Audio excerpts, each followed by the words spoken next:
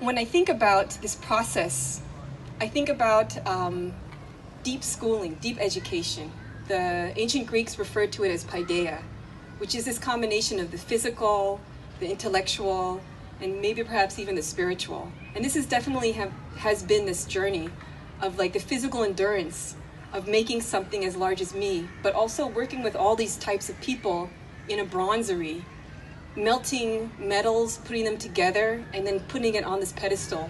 And what was really great about it was that the people I worked with, even though sometimes they could be cranky, we all were somewhat competent, you know? We all enjoyed what we were doing, even when it was pretty tough, especially in this climate right now. This suckle used to belong to the bust of Jan de Kort, who was a Flemish poet.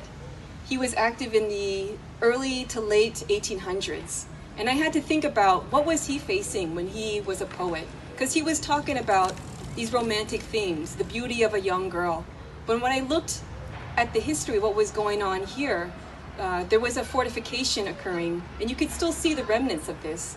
Little forts around Antwerp. It forms a beautiful circle around it.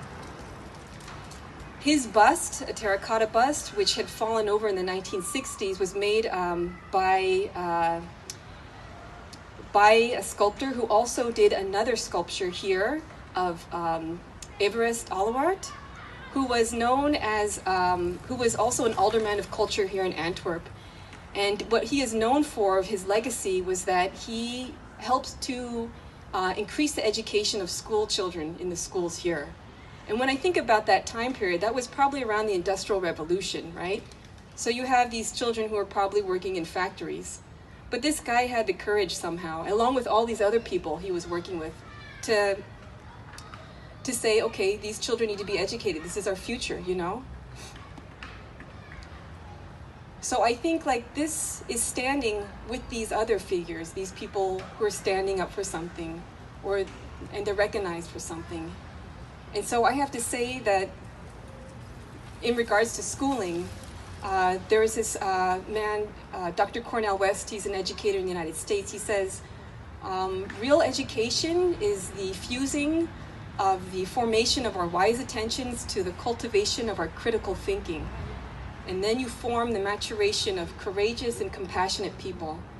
And with that, I have to say, I thank very much Samuel, Lucy, Sarah, the people of Middelheim, all the people I've come across who have been compassionate and courageous in their lives, personally, publicly, but also enabling me to also have a voice, to exist, for my art to exist, because that's just a struggle. What is it like to be a human? And what is it like to exist somehow? And with these struggles, how do we overcome as humans our humanity? How do we maintain it with others? What are these things that form our appearances, our behaviors? Are we hiding, or do we show ourselves, or is it a combination? So thank you very much.